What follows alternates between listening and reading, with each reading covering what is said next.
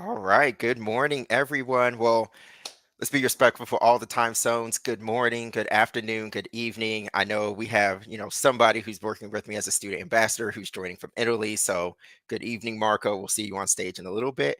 And welcome you all to Circuit Stream's Demo Day, the December edition of 2022. I'm your host, Monday. I did well my first two times, so hopefully third time doesn't break the camel, and I'll be back for a fourth time after this. But I'm super excited to be here to share this Demo Day experience with you all. If you want to go ahead, I know we just got started, but if you're joining from wherever you're joining from, go ahead and let's light up the comment section, where you're joining from, what country, if you're joining from a university. If you're one of our partners, we would love to have a shout out from you just to know who's really joining the broadcast. Um, so we're going to go ahead and get started. So our special guest today is Manuel Messner for Amazing. So we will have him on stage in a few minutes. I've had a few conversations with him already.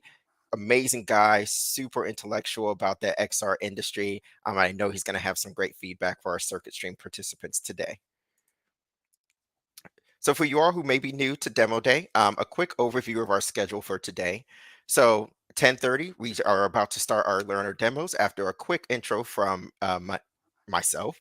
After that, we're going to do about a 30-minute break at around noon to 12:30 Pacific time, which is a lunch break. Get coffee, get refreshments. If you're like me and you've been talking for 2 hours at that point, I'm probably just going to find a nice quiet place to just chill for a few minutes. And then for our participants of this demo day, our previous participants, and our special guests, we are going to have a private VIP cocktail hour. Sorry for you all that are joining. This is a private event, but if you ever want to be part of the VIP cocktail hour after demo day, all you have to do is participate. Or if you're one of our partners, we'll reach out to you with an invitation as well. So a little introduction to CircuitStream. Who are we? So CircuitStream was founded in 2015 and it really focuses on education and XR. Our founders were able to find a very clear gap in the overall XR industry when it came to overall education and how we educate and how we teach people to grow into this emerging industry. And to date, we're excited to say that we have over 50,000 learners. I know I've taken multiple Circuit Stream courses. I've loved every single one of them. I've loved the boot camp. So to be part of that 50,000 has been great for me. Circuit Stream is also certified through Unity, and we hold multiple certifications. And that really goes to overall validate a lot of our course curriculum and structure that we have whenever we do our courses. So we have our certified expert programmer with Unity, certified professional programmer, authorized training partner, and certified instructors, which goes all the way from, the course content that we have, the people that we have creating the course content, and then also our Circuit Stream instructors. Have to give a shout out to Indica, whether you're watching live or whether you're watching, this as the recording. For those of you that know me and Indica kind of go back and forth on tech support. He's slightly beating me, but I'm catching up to him. But it's great to know that we have those Unity certified instructors. And Circuit Stream is global. So of course, our headquarters is based out of Calgary, Alberta, but it is a global company. So, like I was saying, we have Marco who's joining from Italy with us. We have people in South America, people in Africa, people in the United States, like myself. So, it's great to be able to connect with everybody everywhere. These are some partnerships, some collaborations that wouldn't necessarily happen outside of the Circuit Stream community that they've been able to build. And then, of course, we have Discord, we have Slack, all these different communication tools to really make us feel like we're all close together, even though we're worldwide. And we're lucky enough to partner with a lot of companies that you may know from, going to the store, or maybe these are other XR companies that you might see online. And our Circuit Stream alumni either go to work for these companies. Some of these companies are our industry partners, and we're really excited to have all of those partners with us, as well as our university partners. So I do want to give a special shout out to three universities who actually have participants joining us today. So University of California, Riverside, special shout out to you all. University of San Diego, and then the University of, I believe it is British Columbia. Yes, University of British Columbia Extended Learning. Special shout out for this demo day. We actually have some of your students who are participating in this demo day. I'm super excited to see their demos. But to all of our university partners, we're excited to have you on. If you're watching this and you're interested in becoming a university partner, we have a little bit more information for you at the end of this demo day presentation. So just a quick introduction to two of our main courses that we offer with XR Dev, and these are going to be the courses that our participants have participated in. So a quick kind of Easter egg moment if you want to play the game along. Anytime you see this tile logo in the top right corner of our demo day participants intro slides, that means that they went through our XR Dev. So XR Dev is focused on you becoming a developer within the XR industry. It focuses on C sharp programming and really takes you through the foundational principles of Unity development, AR development, and VR development. This is a 10-week course, about 80 hours. And again, it really focuses on overall development. The second course that we offer that you'll see today in this demo day is Interaction Design and Prototyping for XR. So again, this is a 10-week course, about 80 hours of coursework, but the difference with this one is that it focuses on prototyping. So less on C-sharp programming, more on low code or no code applications, and really focusing on how can we take an idea from ideation to concept within XR. Um, I'm not a designer by any means, so I always tip my hat to anybody who goes through this course. I've shouted her out before, I'll shout her out again. If anybody ever connects with Diana Olenek, she's another student ambassador. She's like a key for XR design. Also, Marco has gone through XR design, and even Molly. I think Molly actually went through XR dev, but she made like these teacups with is something I could never do. So both of these courses are great. And again, if you see this tile, that means that one of our demo day participants went through that XR design course. And a special shout out to our student services team. So you might see them hanging out in the comment section. Some of them are backstage with me now, helping out kind of like with the overall admin of this demo day event. But special shout out to all of us. This is a group effort. I'm happy to be part of this team, and our team is growing. So welcome Molly and Marco. And for any future student ambassadors, welcome to you to the team as well. And then a quick introduction. So, for you all that don't know, like I said, my name is Monday, and I am the academic student ambassador. I'm also a Circuit Stream alum. I've gone through the Unity Developer Bootcamp, XR Dev, as well as the C Sharp programming course. Currently, I work as a senior production engineering manager for Bungie, which is like the dream job come true for me to work for the company that did, Halo and Destiny 2 and, whatever we have in store for the future. It's super exciting to work for them. But my background is not actually in XR, computer science, or anything. So I actually have 5+ years of business strategy and innovation. That's been the bulk of my professional career. And I have all the fun acronyms. So I'm a PMP, I have my Lean Six Sigma Black Belt, and I actually just finished my dual masters in business analytics and applied AI. So you put a book in front of me, I'm probably going to memorize it. I hold true to the fact that I'm a nerd and I love it, but it's been a great experience. The other student ambassador that we have with us today, who will be in the comments and also, like I was saying, in the admin section, is Marco Pipp. This is his second appearance at Demo Day. He'll be showcasing one of his projects, and he is our new student ambassador for community. So Marco is also a Circuit Stream alum. He went through interaction design and prototyping for XR. He is a designer of extended reality, UI, UX, and graphic and motion. And he is an immersive storyteller, crafting tailored experiences through immersive digital mediums. Um, like I said, Marco has actually presented at a previous demo day, and he did a VR resume that I had like never seen, never heard of before. So I'm super excited to see what he brings to this demo day. And our special guest today is Manuel Messner. He's an entrepreneur of AR, VR, and e-commerce. He's the CEO and co-founder of Amazing. He uses e-commerce to build with exit. He actually started his own jewelry company, and he's digital marketing and business innovation for the University of ESIC Madrid and ESEI Barcelona and IMC Krems. So Manuel, I actually bring you on stage now to give a little introduction on yourself. Thanks, Monday. I'm very excited what comes up today and see all these amazing projects. Yeah, as you already said, I started my own e-commerce shop. So this was very the start of my career actually. Yeah, But I was always excited about AR, VR, and new technologies. So this was kind of the result then to combine those two things, e-commerce and AR. yeah, And so Amazing is now one of the leading AR platforms for all e-commerce stores. So we offer virtual try-on solutions and the classic placing products in your own home, but everything web-based. So this is basically our USB. And we're wow, now growing pretty quickly, expanding to different countries, also to the US. So yeah, exciting time to be in Absolutely. XR. Absolutely. Oh, thank you for the introduction. And yeah, we'll definitely hear more about, your experiences and your feedback throughout the demo day projects. So yeah, I will see you in a few minutes. All right. All right. So the moment you all been waiting for. So learner demos. So we will go ahead and start off with a bang. So our first demo for today is going to be Immersite. It was how XR could shape the websites of tomorrow, and it was developed by Marco Pipp. So Marco, I will bring you to stage now. Hello, hello. Hello, hello. Hi, Monday. Hi, Hey, everyone. great to have you, man. Great to see you back again. Thank you. All It's right. good to be here. Absolutely, all the time. So for anyone watching, if you want to get connected with Marco, his LinkedIn is on the screen for you now, and we'll actually be sharing that in the comment section as well. And Marco, your project Immersite was helped by instructors Aletha and Indica. And this is your demo. I was working on a website, and in the research phase, I discovered this wonderful website. I wonder, what if the user was the protagonist instead of a simple viewer?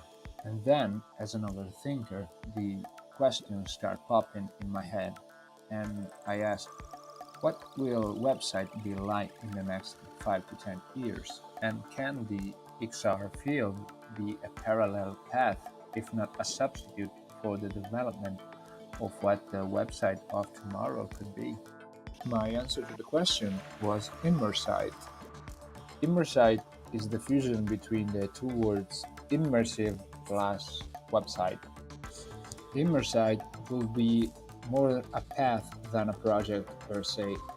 His main purpose is to open investigative path rather than channel the idea into a single solution. For this demo, I choose to create an immersite for an imaginary high-class fine dining sushi restaurant in an hypothetical cosmopolitan metropolis. Here, the idea is that the user/protagonist will access to the site via an XR device, and then the experience will begin. The user will be spawned in the immersive homepage, and from there he will be able to decide how to navigate the website.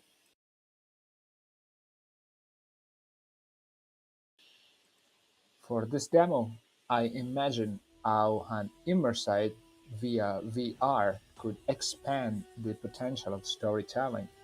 For example, immersing the user in a manga comic that tells the story of the chef/owner of the restaurant.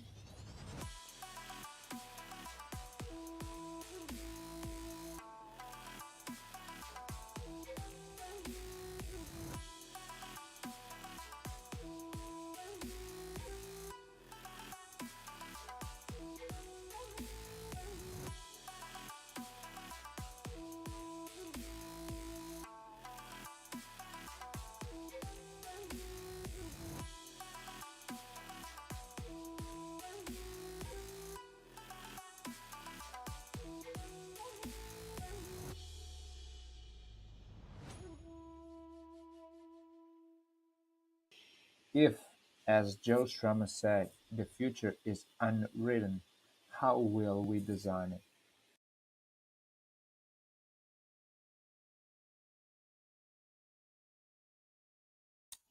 Fantastic project, Marco. Yeah, I think it's like one of the things, I'm one of those people at restaurants that orders based off of the picture. So I can already see myself using this all the time.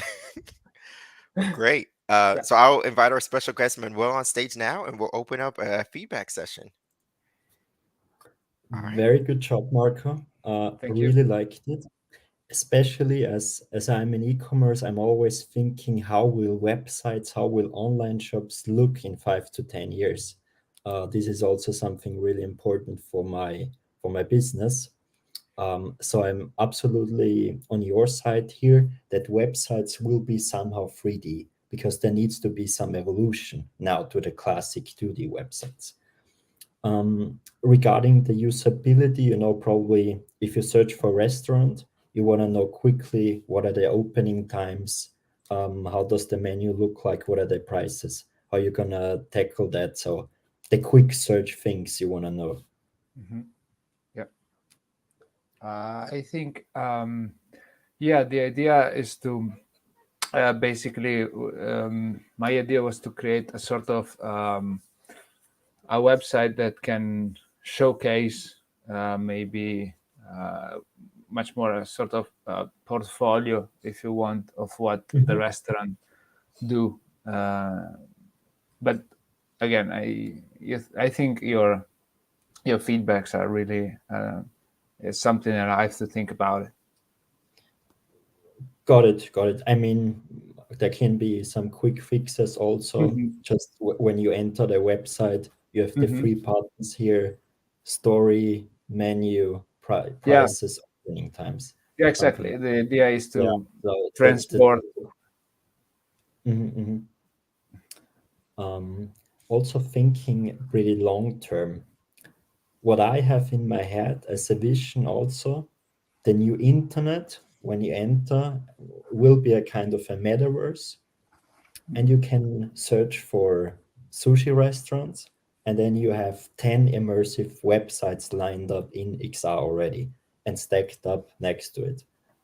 So I think if you keep up doing this and developing this idea, you have good chances. And yeah, what's your personal plan here? Do you have plans to monetize that somehow as a service or platform? Yeah, I think that my goal is to find someone who can help develop furthermore the concept, and just figure out how we can do it better, and then try to sell it in certain way. I mean, Yeah. Got it. You also mentioned that it's going to be accessible by XR devices. Do you also yes. plan that it's accessed by smartphones, laptops for the time being? Yeah, I think that even through VR, I mean, in some way. But I was thinking even maybe with the new, like the Oculus Quest, that got the pass-through option, and yeah, focus on that new devices. Yeah. That's what I was gonna chime in and say, because I was gonna ask, would you see it as more of like you're doing this, like how people Google search, like, oh, I want Chinese food, so they'll be at home Google searching it. So you would put on the headset, or would it be more of like an in-restaurant experience, like you walk into the No. lobby? I was thinking that could be just I need some sushi, and I use my a new Google through XR. Gotcha. Okay, Yep. so yeah, so almost like you're taking like the browser experience to the next level. So instead of just like Yes. flipping through your phone, you're like sushi. Yeah. No, I think that would be great. Yeah, and a lot of the comments from are coming in as well. Like, of course, like the storytelling aspect, I think is the part that people are probably most excited about. But then even the artwork. So I guess, do you see a world where you would like, in a world where you're like the CEO of Immersite, the company, do you see a world where like you would partner the companies with like their own artists to generate these, or how would you go around making sure like the artwork with the storytelling stay cohesive? Oh yeah. I think that ideally we have some designers that do a sort of a branding for Immersite. You develop all the virtual world for the business. Absolutely. Yeah. Well, cool. Well, thank you again, Marco. Demo Day Thank you Part for 2 and having me. another great project. And I will talk to you again in the VIP cocktail hour. And Manuel, I'll bring you back on stage in a few minutes after our next demo. Awesome. All right. All right, and moving right along. So our next demo is called Creator Lab Tour. So this is a digital twin of our makerspace on the University of California Riverside campus. Another subtle plug to our university partner, UCR. It will be used as a self-guided tour of our facilities so students can learn more about the services we provide. And this was developed by Alvaro Alvarez, who, I guess, do you see a world where like you would like the CEOs of Immersite, the companies, with like their own artists to generate these, or how would you go around making sure like the artwork with the storytelling stay cohesive? Unfortunately, Alvaro isn't here with us today, but if anybody wants to connect with him after this demo day, his LinkedIn information is on the screen. And Creator Lab was helped in development by Circuit Stream instructor OT. And this is Creator Lab. Everyone, my name is Alvaro Alvarez, and today I'm going to present on my Creator Lab VR tour. So, for my overview, I just wanted to create a self-guided tour of the Creator Lab makerspace where I work. It would be a quick 5 to 10 minute self-tour where you walk around and explore on your own. The goals for this project were to bring more awareness and outreach of the makerspace to the community at my school and inform people of the services and educate them on how the equipment works. I would like to reinforce as well some of the stuff I learned in my course while doing this, and also, of course, learn new things as I move on through the project in future iterations of it. So tools I used for this was software-wise was Unity, of course, and then I used Blender to create some of the assets I couldn't find. The assets I used Sketchfab and free3d.com to get most of them for this project. And let's get started with the tour of the Creator Lab.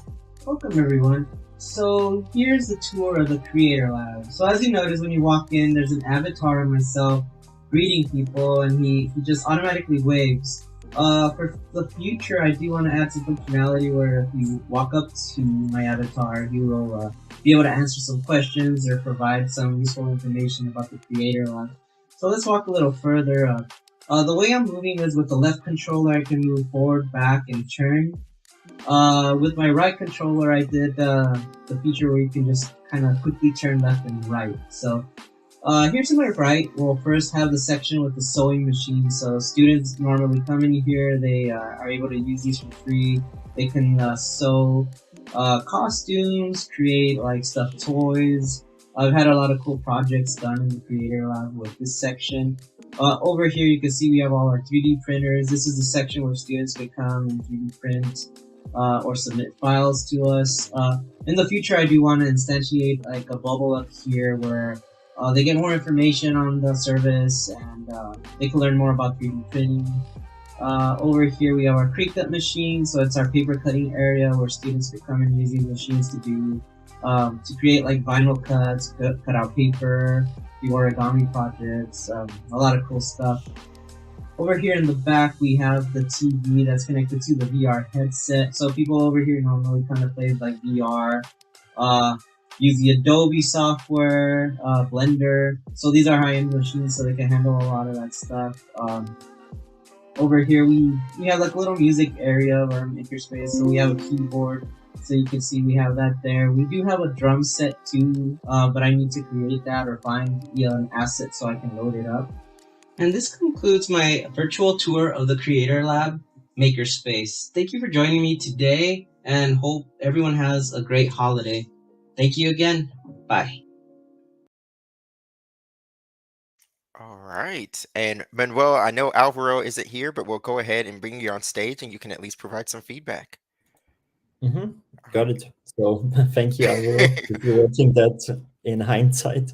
Yeah, really nice. Like the approach that you bring the Creator Lab in the virtual space and show people what you offer in a scalable way at the end of the day. So I think that's the biggest advantage of VR AR. And I like the avatar, so I find it always a bit boring if you enter a space which is empty and there are no people, because in reality it's not like that. It's never like obviously. that. Yeah. No, no. And as you already mentioned, in future it would be great if the avatar talks to you or maybe even follows you in the room. And as you now explained us, okay, the sewing machine and so on, you can use that. Maybe the avatar can then do that in the future. If you have questions or something, just hit me up on LinkedIn or email. I'd be happy to help. Yeah, absolutely. And there are like a few comments, so I'll shout out Core Meta here. So Core Meta, if this is Miji, hey Miji. But these are actual Circuit Stream alumni as well. But they were wondering if some of those different objects in the scene were interactive. And I think that would be like a great opportunity. So when I was watching this, and Manuel, please provide your feedback as well. I could already see it like if this was almost like a virtual open house, and then each person could come in, create their avatar, go to their station, and then if those objects were interactive, like if you touch the sewing machine, it would open up like a UI panel that would show like these are recent sewing projects that people have done here, or recent origami projects, like something like that, to really bring in like the interaction of the space would be really cool. Yeah, totally agree. hmm and then we have, yeah, Lucy said the same thing. It would be great if we could sample each experience and entice them to go to the physical space. Um, the other thing too, so he didn't say, but maybe the avatar could have an AI chatbot. So I know like AI chatbots, AI generators are the new social media craze that I think all of us have known about for a while, and now like everybody else is finally jumping on the train. But it looked like that was a Ready Player Me avatar, so they already have a lot of like the facial and the mouse features built into those avatars. So putting a chatbot behind it, I mean, you could be in there talking to somebody for days that doesn't even exist. Yeah. Absolutely. Well, cool. Well, again, Alvaro, sorry you couldn't be here. Great project. It makes me want to go to the UCR's campus to see like, is it really one for one or different expansion opportunities there? But great project. If you want to reach out to Manuel after this for more guidance, definitely share his LinkedIn information. And Manuel, I will see you after our next demo. All right. So next up, we have the door, and it is a door for when you just need to get away. And it was developed by Lou Ticzon. So Lou, I'll bring you on the stage now. Hello, hello. Unmute. Hey. There you go. Perfect. Please tell me I got your last name right. You did. You nailed it. You nailed it. Yes. Easy Okay. peasy. I had like Yeah. my phonetic notes in front of me, and I was just like, it's not as complicated, but my brain is going to make it complicated. It's the spelling. I've had many variations of it growing up. Oh, So, but you nailed it. yes, Yeah. got it. Well, cool. Well, for you all watching, if you want to connect with Lou after this demo day, his LinkedIn is on the screen. And Lou, you were helped in development of the door by Circuit Stream instructor Indica, and this is your demo. So this project was inspired by a photograph that I took right here. And as you can see, I mean, the photo really doesn't even do it justice, because I remember on the day coming up the stairs, you could see the door and you could see all the light pouring from sort of the outline of the door kind of coming through from the outside. So let's kind of take a look. As you can see right now, it's just the door, nothing too fancy. We go around here and we can see through the door. And if we walk through it, not a lot going on out here, just the basic sort of Unity screen here. But then we look and we see that there is a world behind the door here. And you could almost, I mean, you could, the idea is that you could walk through this door frame and you enter another world. So let's kind of take a look at this through the headset. So if I turn left here, voila, here's our door, and it looks beautiful. So we kind of look around here, we can see nothing on the other side of that, but we can totally go through here. Oh, well, the boundary says no, but ideally we kind of just walk through. Oh, yeah, boundary says no. But look at that. Oh, here we go. We're inside. Excellent. So yeah, some tweaking needs to be done. Ideally, I'd like to, well, my next steps are to add hand tracking so that I can physically open the door myself and reveal what's behind. Potentially add a random world generator so that every time you open it and close it and open and close it, that there's a different world behind the door. That would be pretty sweet. And here we are back in my room. So some of the main challenges I faced were regarding the portal, or portals I should say. And essentially it was, it's one thing to go one way, but it's a whole other thing to add another way to go back the other way and then end up where you started. Because I remember thinking, well, how do how do I do that if I already have, you know, one portal that's going one way? And the solution that I came up with was to just duplicate the portal that I had, and then just flip it and add it onto the other side. And glad to say it worked. You know, in hindsight, it's like, okay, yeah, I guess that does make sense. Yeah, thank you so much for watching.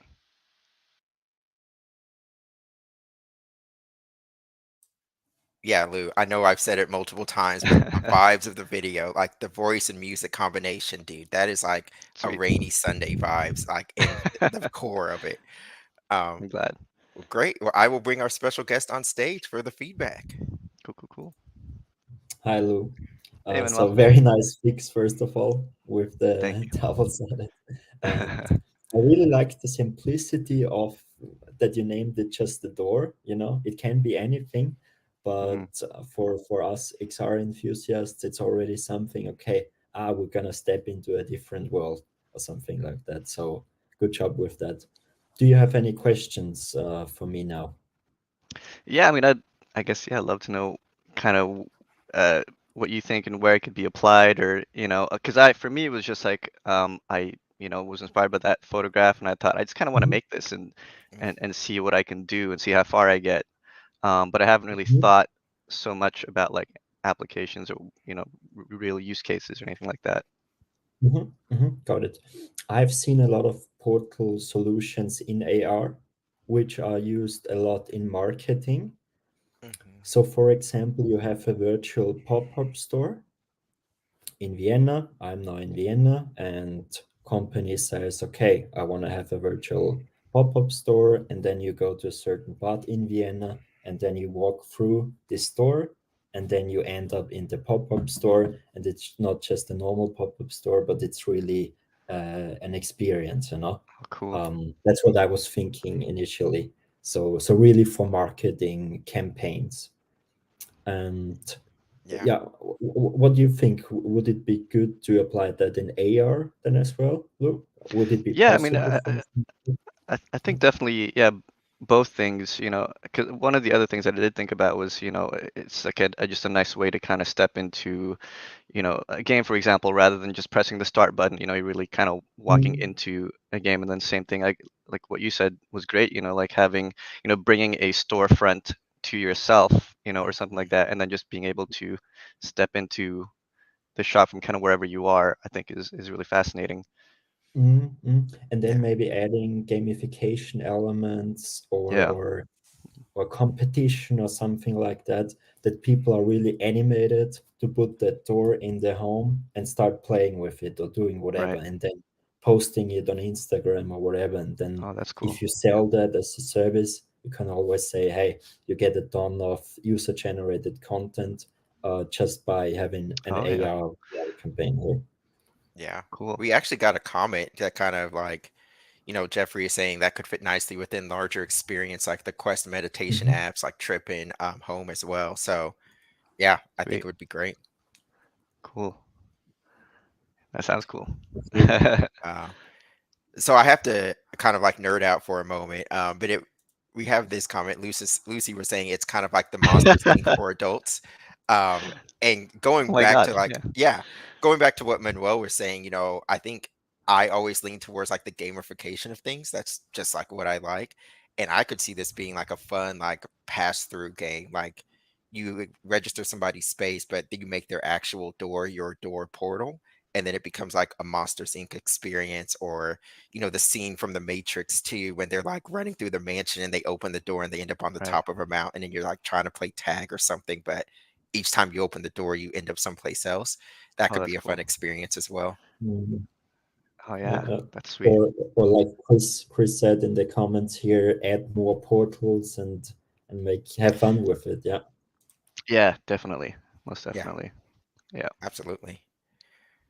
I did have a question as well. So I know like finding the portal to open both ways, but you said in there that you're still working on like the hand interactions to open and close the door.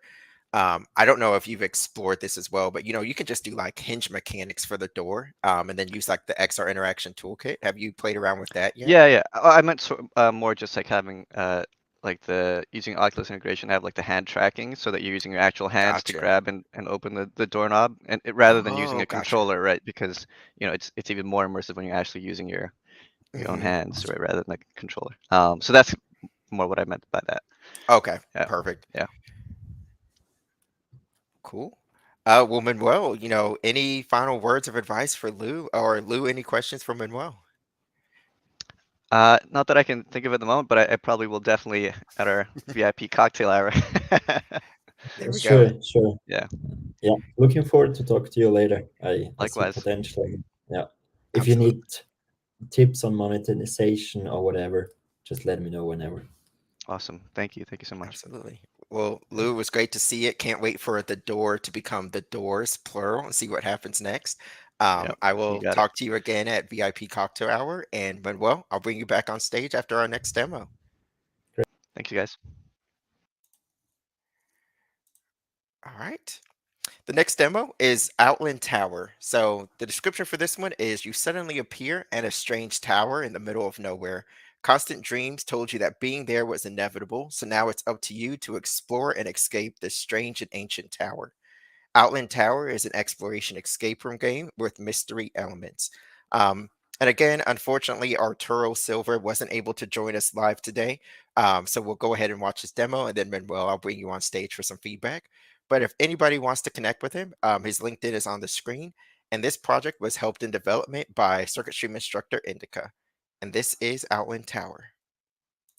Every day, I see its silhouette calling me.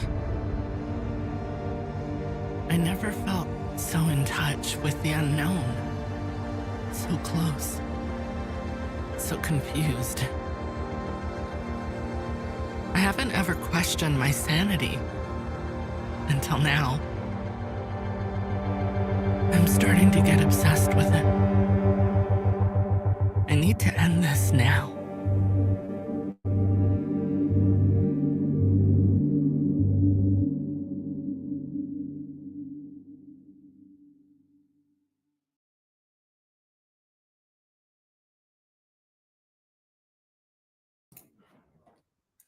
All right. Sorry, I didn't know I was on mute that whole time. I prompted that. I was like bringing you on stage. I think we both got caught off guard.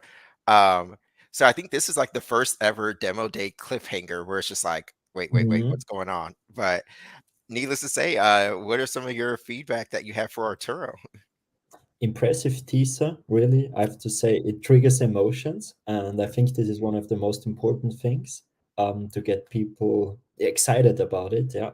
So very good job with the teaser. I definitely play that. Yeah, So yeah. yeah, I think that was like my biggest thing. Like that teaser makes you want to play because it shows you enough, yeah, like how he was interacting with those different elements. It's like, so do they do something, or is that kind of like mm, the mystery exploration side of things? And then the ominous tower at the end. It's like, what is it? It's like the ultimate question. Like, what is the tower? What is the story? right. But I see. I think VR escape rooms offer so much potential because you already know like escape rooms in the physical world are something that people gravitate to, and building a VR escape room, you can make it as complex as you want it to be, like VR puzzles and everything like that. So there's a lot of potential. Like he could do switches, he could do objects, like it's a blank canvas, like it's fun. I guess for the AR side of things, do you know, like, have you seen success with like AR escape rooms, or how would you think AR would incorporate into it? Hmm, that's a very good question. The issue is always here with the interaction. How much can you really interact with Yeah. AR as an escape Hmm. element? Because in That's true. AR, you still see your own Like environment. That's the exactly. logic of AR. Um, so I would really see that as an VR Yeah. application for sure. Yeah, Yeah. definitely. And I But guess without, you can have teasers marketed with AR, here we go. Yeah. web-based AR experience developing pretty easily. Hmm. Try a teaser, try it yourself, you have the experience, and then go in the VR experience and buy, for example, this game. Yeah. So it would be a good way to market it, maybe. Yeah. And I guess without knowing too much about the overall development, I think Mm. my brain would go into like maybe it's like a split experience. Like it's one game called Outland Tower, and maybe it's like because escape rooms, you typically do them in a group. So maybe two people wear the headset and they're the ones in the environment, and then the other people are in like the simulated space and they have to use like their phone or the AR device to uncover clues to tell the people in VR, like, hey, you need to open the yellow door here because we just found a clue in AR that kind of triggers that, and kind of like partner the two platforms.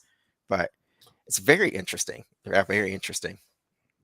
True, true. I also see a lot of potential here for team events. So we at the company, we did like a VR team building experience, and Hmm. one of them were escape rooms. And it's really like in reality, you bond as a team, you try to solve solutions. Yeah, So also Outline Tower here could potentially be a good application for team events. absolutely. And also that's a good way for monetization. Absolutely. Yeah, and I guess I forgot they have like those mobile VR escape rooms as well that really bring in like all the different sensory elements. Like they have water misting you, they have smell Mhm. that gets injected. So this could be that as well. Like you could have like a very mobile, interactive, talking about monetization, that could be like your platform. Like your escape room could be anywhere. You take it to corporate events, parties, set it up in a parking lot and like play Outland Tower wherever you are. True. Absolutely. Well, great. Well, Arturo, if you're watching this in the recording and you want to connect with Manuel, we'll make sure that we share that information with you. Manuel, thank you so much for the feedback, and I will see you after our next demo. Great. All right. All right. Our next demo is called Kitchen Helper. It's cooking made easy with the help of augmented reality. And the developer for this one is Fia Miri. So, Fia, I will bring you to the stage now. Hello, hello. Hello, hello. You beat me to it. That's like my go-to. You beat me. I'm just so excited. I'm so Oh, inspired by all the presentations too. Very oh, cool. fantastic. Great to hear. So for everyone watching, if you want to get connected with Fia, she actually shared her personal portfolio link, fiaverse.me. If you run into any issues, Fia, I believe you just created this personal portfolio, so it might still. Are we good to go? It's published, yeah. Published? Okay. So you can connect with her personal portfolio page at fiaverse.me, which is a great title. I love the Fiaverse already. And your project, Kitchen Helper, was helped in production by Circuit Stream instructor Mitchell. And this is your demo. I'm Fia, and this is my very first XR project, Kitchen Helper. Kitchen Helper is an AR kitchen guide or assistant that can offer a more interactive and visual cooking experience. Now, this is what the app looks like once you open it. Originally, I wanted to include recipes and kind of mini game, but there were just too many challenges when it came to recognizing all kinds of different ingredients.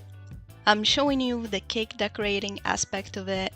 So you can choose a template. Here I chose this one, and you can adjust it on the cake. I'm just using a plate, but as you can see, I was able to follow the template and pipe some icing on it. Now the challenging part was having a screen between me and the food I was trying to prepare, but it was still doable, and ideally this would be perfect with some AR glasses or a mixed reality headset.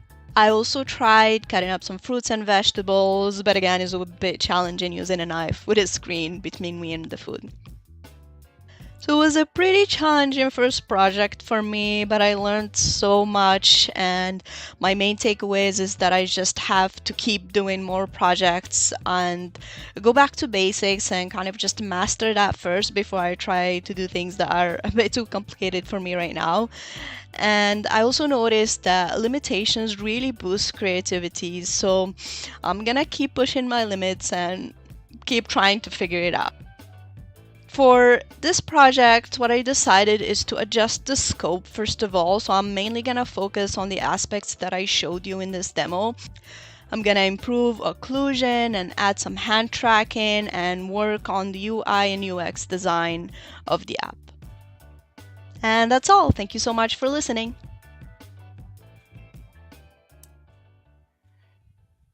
All right. I love it already. I love that you called out scope creep. My inner project manager was very happy to see, like, I'm gonna go back to scope. And it's like, yes, scope creep is real. Yep, So yep. fantastic. Um, so Manuel, I will bring you to stage now. Super nice. I would definitely use it as I'm always overwhelmed by cooking. Um, Same. especially what you said here, the hands-free thing. This is a challenge, of course, because you can't really hold your phone and then cook something. But when Apple AR glasses or whatever device comes up and gets mainstream, this can really take off. So I think a lot of people would use it. You can add so much interactivity here. For example, an avatar here, some famous cooker here explaining how to do this and this dish, and making cooking more fun at the end of the day. And then at the same time, okay, cut this way, add this, and also timers, how long you want to cook this and that. Yeah, so a lot of options here. Really keep on going. I would totally suggest you to do that. Yeah, What's thank you. your Yeah. yeah? Sorry. Where do you want to go with that? Do you have any questions? Yeah, basically everything you mentioned are things, that I thought about and I tried kind of Mhm. implementing things. As I mentioned, this is my very first AR and it's just XR project in general. So there was a lot of, technical challenges that I had because of, my lack of experience, but also just I didn't realize how much still, AR as technology still, we have kind of still a way to go. So there are some workarounds that I've thought about, and some creative solutions that I saw other creators doing. So definitely, lots of things that I'm excited to be able to implement in the future. Sounds great. How would you solve this hands-free issue Yeah. today? So what I did is that I set up my phone on a tripod, and obviously using a tablet gives you kind of Mhm. more of a visual space. So that was also more interesting. But I think that's kind of just the easiest workaround is just to set up your phone on a little tripod on like a little anything, any kind of stand or on a box even or anything that could just keep it stable, and you can just kind of look, and that worked okay for now. Hmm. Yeah. Yeah, Yeah. cool. Yeah. I mean, I loved it. So I'm the cooker of my family. So like my inner cook was just like to teach my well, I won't say it on because this is recorded and she will come after me. Like she scares me. But to be able to teach anybody how to like properly like chop and cut and mix and decorate, I think would be great. I mean, Jeffrey threw it in the chat as well, but like the AR stencil idea to like overcome that barrier, I was like, the first time I was looking at it, I was just like, wait, so you put it on top, but how is that actually showing that? I was just like, it's not really there, duh. Like it's just a stencil that you can use. I think that was like a great way to overcome that. Another thing too, it would be cool like if you found a way to show like hand positions as well, because then you could go into like more in like the teaching and education side with like training chefs. If you're chopping a cucumber, you're supposed to hold it like that and line up the blade Yeah. to the end. That would be like a cool way to like incorporate that as well, because then if they're hands free, they line up their hand and they line up their knife cuts, and they're really like training the whole way through. That'd be a Yeah. really cool experience. For sure, yeah. That's what I was kind of experimenting a little bit with hand tracking, and I tried kind of displaying a video to show, what you were supposed to do. So there are lots of things that I've tried that I didn't show in the demo because, not enough time. But Hmm. definitely, yeah, lots of things that could be improved and could be added. Absolutely. Yeah, and it's already, I mean, I think we've had two messages in the chat, but going to Manuel's concept of like adding in like the kitchen experience, like you got to put Gordon Ramsay like yelling at you, like, you donut, what are you doing? I'd love that, yeah. And I think that would be like a fun gamification experience, because I know like I watch Gordon Ramsay's TV shows all the time, and I'm always like, if he asked me to make like a steak, I could make a steak for Gordon Ramsay. But when you're in his kitchen, like, could you really do it? And finding a way to like put it hands free, you have the tripod, projecting downward, and then he's asking you to like make something, like make a confit, and you're just like, okay, but you're yelling in my ears, I just make it. Would be really fun. Yeah, yeah, totally. Great. Yeah, make that dish faster, achieve the points for gamification would be really great. Mm, Absolutely. Cool. Any other questions that you had, Fia, that you wanted to ask, Manuel or even myself about your project? I think maybe I'll save them for later. I have too many questions, but yeah, totally. I appreciate the feedback, and I'm just really excited to kind of get this going and be able to hopefully maybe inspire some students, and also definitely I'm getting a lot of inspiration from everyone. Yeah, Great. Great. absolutely. Yeah, I'll throw this Just one do up it, as as you said. Sorry, I didn't mean to cut you off. What were you saying? Just do it, as you said here. Yeah, yeah, That's the mindset. yeah. I mean, yeah. Absolutely. Well, great. Thank you again, Fia, for sharing your project. Really Yeah, exciting thank to you. see what comes out of that. I will see you again in VIP cocktail hour. And Manuel, we'll talk in a few minutes. See you then. All right. Our next project, another AR project. So I will say this is probably like the first demo day that at least I posted that has had so many AR integrations. So I'm really excited to see AR kind of really portraying a lot of their work as well. This project is called AR Avatar Project. It's an AR experience for avatar creation. It allows users to design 3D content for physical and virtual environments. And this project was developed by Matthew Kwok. So Matthew, I'll bring you to stage now. Hey everyone, Hey, how's it going, man? I'm doing well. Perfect. So for everyone watching, if you want to connect with Matthew after this demo, his LinkedIn, Gmail, and his personal portfolio page is on the screen for you there. And Matthew, your project AR Avatar was helped by Circus Stream instructor Sandra. And this is your demo. Hi, I'm Matthew Kwok. Today I'll be presenting an avatar creation project in AR. The intent is to allow users to customize 3D content for physical and virtual environments. UX and UI research was conducted to create an intuitive AR interface adapted from a web implementation. A series of prototypes were tested and refined. I will now demonstrate the AR app using Adobe Aero. Many users new to AR are unfamiliar of the features provided and its purpose, so an instructional walkthrough was created.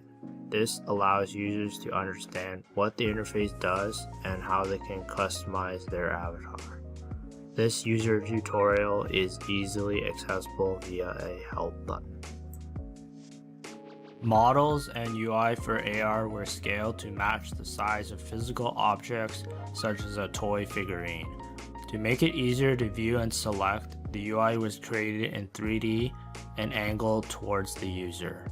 Additionally, icons were enlarged and text removed. An option was added to allow the user to reorient the scene. Customization is accessible through a circular menu. Circular UI was used as it is compact and standardized compared to a row of icons. Options are grouped into quadrants for easy access and are revealed depending on the selected category. The user can see what options are selected as they are highlighted using blue circles. The workflow was prototyped in Figma and translated into a series of UI triggers. Each trigger uses a set of actions to hide and show UI and model parts.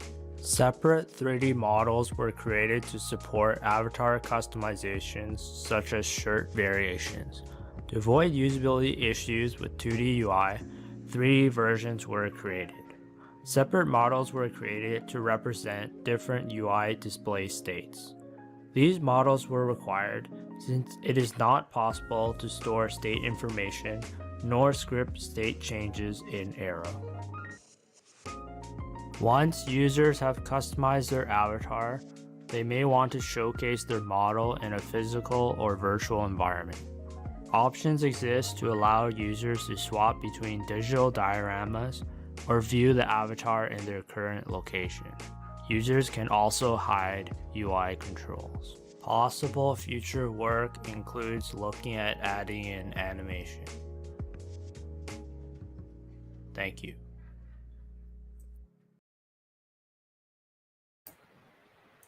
All right, great. Well, right off the back, I have to say, aesthetically, super pleasing. I am not a UI UX person at all. So, yeah, that's amazing, man. Great work. All right. And Manuel, I'll bring you on stage now. Yeah, absolutely agree. That would have been the first thing I say as well. So good job with the UI, really. And also I like that you implemented this walkthrough at first. As you said, so many people are not familiar with AR, so you really need to explain what to do there. And also your buttons and everything, it's feels smooth and easy.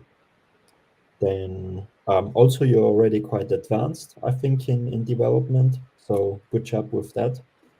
Question to you from my side: have you thought about any business applications, or where do you want to go with this project? So not really business applications, but I was thinking, so you know how you can design it so it looks similar to like a toy figurine, right? So Mhm. maybe you could like 3D print the model just to get a sense of like what the avatar looks like. You could also use it maybe in like an AR chat room or in like an AR game, or as like a, you know how sometimes stores have like mascots, right? So you could use it to like represent your store, right? And then you Mhm. could interact with that like 3D avatar. Cool, cool, good ideas. I like it. And then in terms of the development question, so there's like no code involved for this. So I was just wondering like what kind of AR platforms you could use to like kind of add more detailed interactions. Because right now, when you try to program something, you can only make it do one thing, right? So you can't have like multiple different interactions. Mhm. Yeah. True, true. So this AR experience, it would be app-based then, right? Or how Yeah, can you it's an ex- app based, but there's like Mhm. no code involved, right? You just program like what steps are taken, like when you select Okay, like a customization part. got it, got it. So your question was regarding which AR platforms Yeah, would would add be value. like most accessible, and then I guess you could add more interactions, right? Mm-hmm. I got it. I mean, I'm pretty familiar with all the web-based AR platforms, like my web Mhm. AR, for example. Not sure if that helps somehow, but potentially you could also develop that by yourself and maybe adding videos or something in the AR experience, Mhm. or animations for the avatar. I think that's a cool thing to add as well, to make it more personal, kind of add dance moves or whatever. Mhm. These are then the small fun things which could really stand out. Yeah, and also I liked your idea with the 3D printers, so making it as a collectible, as a toy, more or less.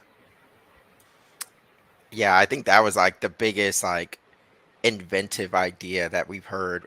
So like the chat, I think Lucy put it in there. Yeah. Lucy was saying this could be like a partnership with like Funko Pop, like make your own Funko, which Mhm. I think would be like people collect Funkos, they go crazy about it. So if you gave them an opportunity to say like, Yeah, they have hey, like so many different versions. Yeah. yeah. And so if you partnered with Funko and like, hey, I have this AR avatar generator that you could put in all these different components, like somebody could have like Incredible Hulk's head, Captain America's body, and then Yeah. like Thor's hammer, and you Mhm. create it there. Um, that's a great partnership. The 3D printer thing is awesome because I think it combines both elements. Like, I wish I could buy a 3D printer, but I've been told no multiple times. But this could be like, so I have this AR app and I need a 3D printer. I think it would be a great way to expand as well. Mhm. But yeah, the animations, I think, have you seen any limitations with like the actual avatar model that you selected? Because I know when you go to like animations, it's gonna need like a humanoid rig or something like that. Have you seen kind of any barriers with like the actual model you selected? Yeah, so in Arrow, you actually can't animate anything, so I'd have to like Oh, do the animation like separately and then like import ported it in? in. Yeah, Yeah, the same thing with the models, right? Like when you put the models in Arrow, you can't actually change any of the materials, so you gotta like do it in like Maya or Blender or something. interesting. Yeah, Okay. so I'll have to think about that. Yeah, absolutely. So I tend to be more VR, so that's news to me. Like now I know Arrow does not do animations. Because yeah, I think that would be the next thing, kind of what Manuel was saying. Like if you were able to like, I mean, you can now do motion capture from your from your home. So if you could motion capture a dance and then put it on your AR avatar and then use that for like, I'm at the World Cup, here's my AR avatar doing the dance or something like that, or doing like Ronaldo's like, yeah, without advertising the World Cup and everything like Yeah. that, I think it would be great. Well, cool. So yeah, Manuel, any last bits of advice for Matthew? Not really. I think we covered everything, and I guess we'll have a chat later. Absolutely. Well, Matthew, thank you again for sharing your project. I will talk to Thank you you. again in the VIP cocktail hour. Yeah. And Manuel, we'll talk in a few minutes. All right. All right. And our last but definitely not least demo for this portion of the demo day is Love, Death, Ninja. It is a story-driven Lego VR game to save the princess from the evil necromancer. It was developed by Wooseok Kim and Daniel Deng. Daniel couldn't be with us today, but Wooseok, I will bring you on stage now. Hello. Hello, hello. Hey, how Hi. are you? Pretty good.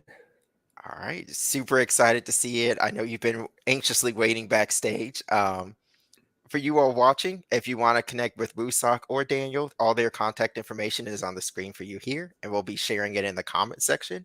And your project, Love, Death, Ninja, was helped by Circuit Stream instructors Indica and Mitchell. And here's your demo. Hello, we are Space Scream Studio, two creatives working on Love, Death, Ninja. Lead creative Wooseok Kim, I will be presenting. During early development, storyboarding phase, we plan to add RPG-style top-down intro to set up an establishment before entering the game. Generic princess saving storyline, but classic. Next step, we polished our game mechanics and set design. Here are some beauty shots. Look at that beautiful brick renders. Now, let's check out the playthrough.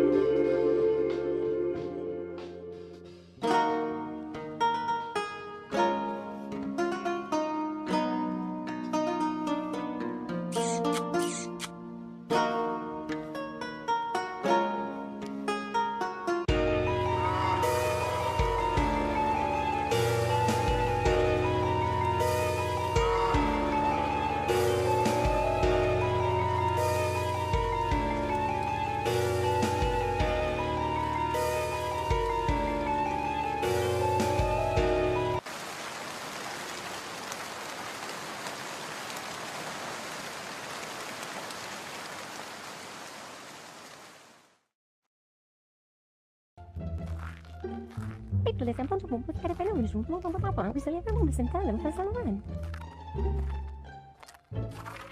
Piccole sempre un po' buttare per lui, un po' papà, questo è...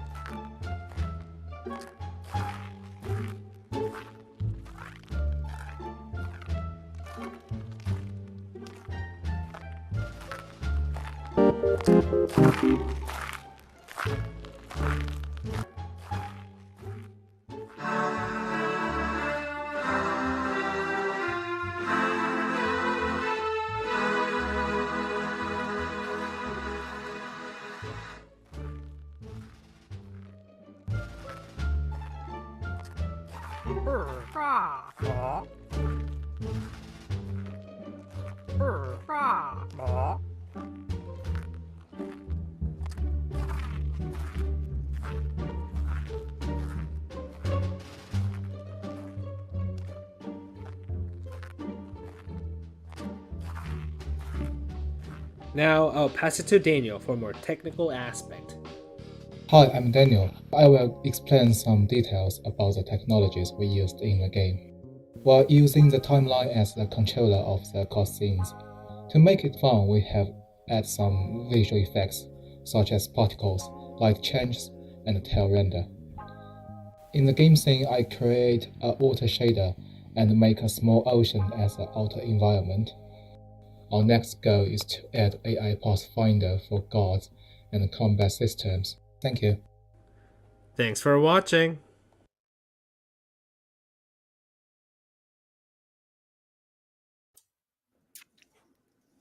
So yeah, super excited to play this. Like, it looks like it's gonna hit shelves in about a week or two. It looks like it's pretty close. So excited to play it. I'll bring our special guest on stage for some feedback.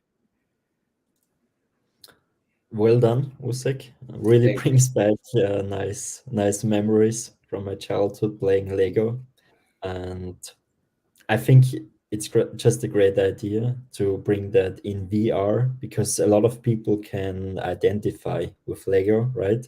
And then having the chance to play that in VR is just a different level. And also then the tiny details you added, with the UI and the game experience, it's really cool. Yeah. Yeah, maybe you can think about how you can already expand the storyline because this is just one thing, right? To save the princess, but what comes next? Having already teasers if you plan to publish that or something like that. So yeah, would love to hear your opinion and where you want to go with that. Oh, this is a prototype, of course, and ideally, I would like to expand it and come up with my own studio. And I have a animation art background. I'm not really a business person. I don't really know much of a funding aspect or grant aspect. So yeah, I was hoping to hear in that field from you or get some insights. Yeah. Well, first question I would have, how much do you really need from external funding? Because what I experienced, I mean, you already have great skills and can do most about you and Daniel. You can do most of the work by yourself, right? Yeah. Or what would you need in terms of funding at the end? Because like I already have my full-time job as a animation artist, and I'm thinking as a next step, I would have to have if I want to have my own studio, it would have to have like a monthly fundings, or I'm not quite sure how it works as in like a business model. So yeah, that was just a field that I want to know more about. Sure. At this point, I would maybe think about potential business model about the game.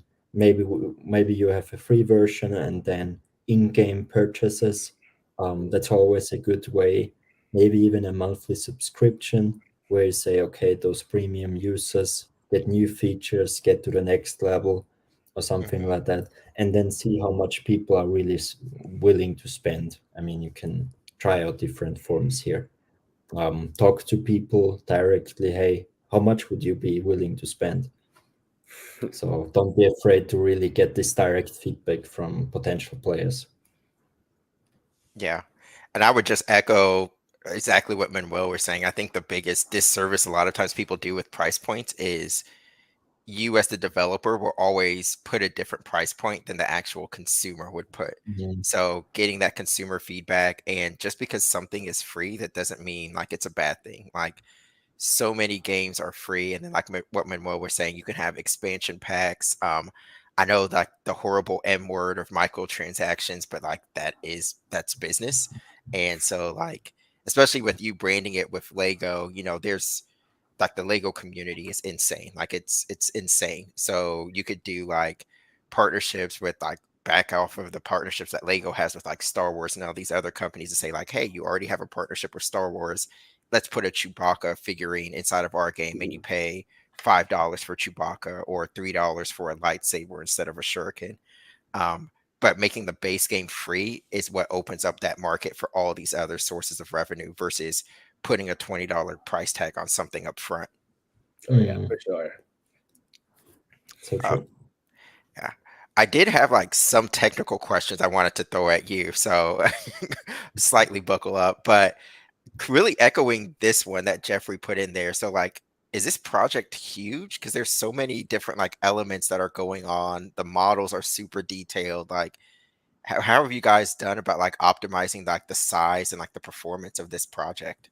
So there's a Lego software that I use called Bricklink Studio. I would build a set with Legos and export that to Blender. And if I just export that as a raw file, it's gonna be like 500 megabyte, which isn't too big, but for Unity to handle, it's quite big. So Yeah. I had to reduce the poly count. So like that helps a lot, reduce the poly count. So like from files that's 500 megabyte, it would turn into like uh 10 megabyte.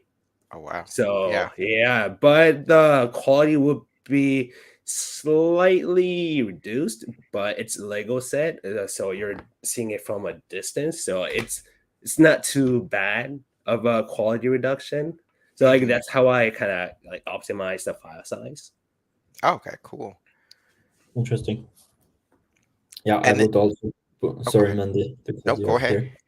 I would also put here the usability and loading time as a priority here, then a small cut in quality. Yeah, so great way to go.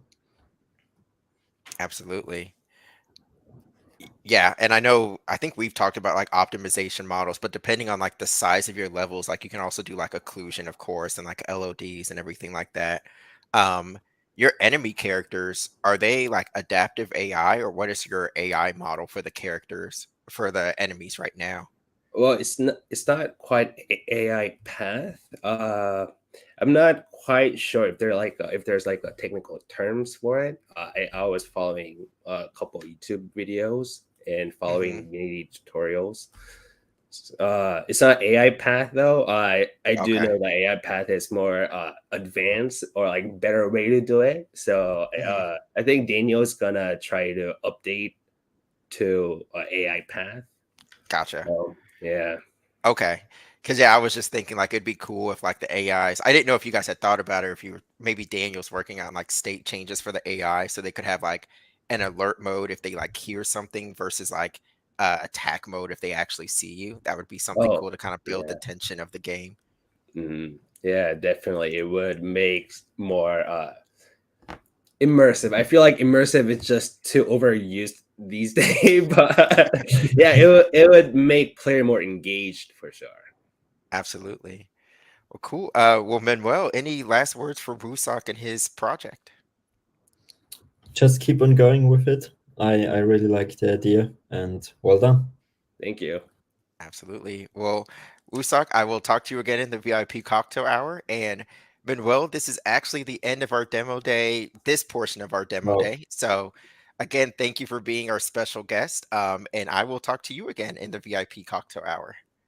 thank you very much for having me, and congrats again to all the projects. I really see you developed some skills here, and you have talents here and there. Everybody's unique, and everybody has their own strength here. Put in the projects, and really interesting to see what you came up with. Thank you for sharing that. Absolutely. Thank you both. All right, so that ends our learner demo portion of this year's demo day. I just want to give another big clap to all of the presenters, our special guest Manuel. Um, again, this was the first time I've seen this many AR projects make it to demo day, so it was exciting to see. As the AR platform expands, it becomes more accessible in development. Our per learners are really clinging to it. We had Kitchen Helper, the AR Avatar project. We had the door, which is, that's a portal to wherever you want to go. That I think we have to give it up to Lou for like the best vibes award for this demo day with the door. But really to you all who participate, as a past demo day participant myself, I know that like it's always nervous to showcase your work. For some of you all, this is the first time showcasing your work, but once you've done it, you get great feedback, great interaction. And for those of us who want to become developers, you got to showcase your work. You got to let the people see what you're doing. So to wrap up this year's demo day, I did want to give a little bit more information about our three main courses that we offer, as well as some information to anyone who's interested in becoming a partner with CircuitStream. So I know I talked about at the beginning, but the two main courses we offer are XR development with Unity and XR design prototyping for XR. Both of those are 10-week courses, and they are beginner friendly. And I am so excited to announce that we also now have a Unity game development bootcamp. Originally, this was a 24-week program, but our circuit stream, instructor team and instructional design team have really gone back to work on it. It is now a 30-week program, which means it is now beginner friendly and it really focuses on getting you ready for that career track.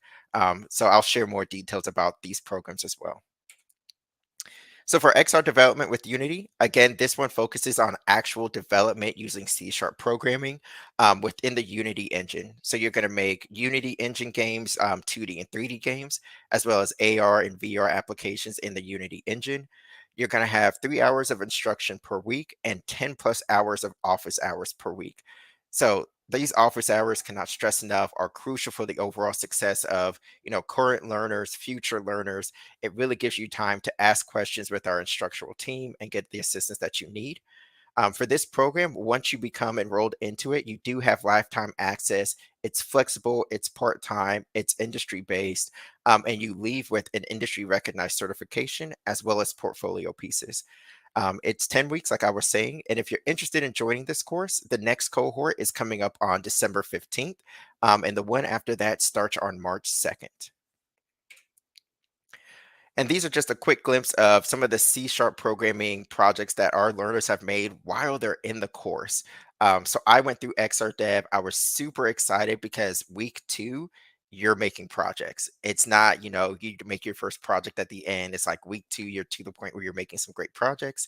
So you can see in the bottom left, we have the beginnings of XR interaction, getting game objects to highlight based off of the interactor that they have attached to them. All the way up to the top right where we have particle effects and really more advanced topics within the Unity engine. So very exciting. As well as some AR and VR projects. So here, we use target objects to create some great AR projects as well. Our next course, the Interaction Design and Prototyping for XR, is just like XR Dev. It's a 10-week online course, 3 hours of instruction per week with those same 10 plus office hours available. You still get that lifetime access to this, and it is flexible and part-time for those participants. But the main difference between XR Dev and Interaction Design is going to be that C# focus. So you're still going to be looking at AR and VR experience as well as web and mobile apps, but you're going to be more focused on the prototyping, taking the idea from out of your brain onto a canvas inside of the Unity game engine using those low code or no code methods. So not going to be super heavy with C# programming. So if you're somebody who wants to learn XR, but maybe doesn't want to get into C#, or if you're a designer who really wants to take your design elements from a 3D space into an XR space, this is definitely the class for you. Still going to do some amazing things that I'm just like jaw hitting the floor when I see what comes out of this course. If you're interested in it, the next cohort starts on December 12th, and the one after that starts on March 8th. So here you'll see some of the first things that you'll do within that course is going to be storyboarding. So really learning the process of storyboarding your ideas, creating those mood boards, using different online tools such as like Miro or Lucid to really bring your ideas onto a canvas in a shared space. And then from there, you're actually going to be creating a working prototype of that XR project. So, we have the bottom left where you have like a weapon wheel type of thing come up, as well as some particle effects going on, all the way to the top right, which for all extensive purposes, if this was on Oculus App Labs, I would probably play this game, but this is still the prototype phase using those low code and no code methods. So still getting a great experience, still creating amazing projects, just again, using that low code, no code method and really focusing on the design aspects of it. And then the Unity Game Development Bootcamp. So this one is going to be a 30-week career track bootcamp. We really want to stress that it is beginner friendly. We've done a lot of work to make sure we teach the basic principles of that C+ programming logic. And unlike the other 2 programs, this one is kind of XR agnostic. So instead of being focused on XR, AR and VR development, this is really preparing you for 3D game development career. You're still going to be within the Unity game engine. You're still going to be learning, all the way from basic topics to advanced topics such as multiplayer networking, persistent databases, optimization, debugging, which is the word that I love to hate the most is debugging your system. And that's really what this bootcamp is going to focus on. So it's preparing you for that career track in 3D game development. With this, we also offer career one-on-one services, and we do a career one-on-one career lab every week as well to really help you explore portfolio development, personal branding, industry connections, how to put yourself forward, and really build up your personal style. And for this program, we do have scholarships available. So if you're interested, it's always good to look into applying sooner rather than later, because once those scholarships are gone, they're gone. And our next cohort for that is actually starting on February 28th. So highly recommend it. It is beginner friendly. So if you're a new learner who wants to learn about, how to get into the game industry, you don't really want to focus on like XR or VR development, but you do want to learn through the CircuitStream's platform, this is the right step for you. And with the boot camp, we actually do an event that's similar to Demo Day, but a little bit different, called Pitch Day. So Pitch Day is the accumulation event of the boot camp program. And what it is, it's an opportunity for those participants of the boot camp to showcase their capstone projects, but really showcasing it in a pitch format. So think of like Shark Tank, the TV show, to XR industry experts. So these projects are going to be in a more finalized state, incorporating those more advanced topics, but they're still going to range from 3D game development to AR to VR. We had some web apps as well, so really a broad spectrum. This is some of those works showcased. I do want to do a subtle plug to my project, Project Spartan, which is the one where the guy is waving with the red hand. I'm super excited to be continuing working on that. But we also wanted to showcase one of those projects here. So the demo that we're going to show just briefly for you all is called Scroll of the Last Ninja. It is Scroll of the Last Ninja is a fast-paced action VR game that will take you into ancient Japan. There, you have to learn and master new weapons and skills in order to become the ultimate ninja from your clan and reclaim the scroll that has the knowledge of the clan's great master. This project was developed by Emiliano Fantasia, Carlos Zamora, and Sayala Gage. And it was helped in development by CircuitStream instructor Nakisa. And here's a quick glimpse of Scroll of the Last Ninja.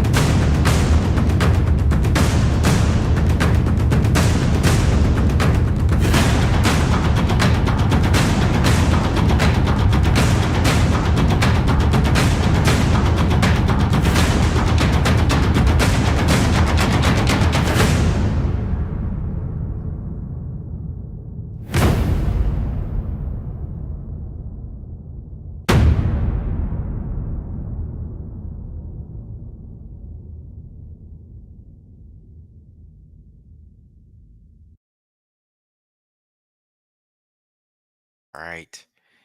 And that was just a very quick glimpse of some of the projects that, were presented during the first pitch day that we had for the boot camp. Scroll of the Last Ninja, I've still been in contact with Emiliano and Carlos, great developers. The project that they were able to pull out with the help of Sayali and, of course, Nakisa was amazing. But it really it's a great encompassing showcase of like the quality of work, the level of work, the level of detail that we're able to get out of that boot camp and those participants. So if you're interested in any of those programs or interested in the boot camp, you can always download our syllabus if you go to circuitstream.com/course catalog. You can also reach out. Some of our CircuitStream admins are in the comments right now. So if you're interested, send an ad, send an I'm interested, do a thumbs up sign, and we can make sure we get you connected with the information you need.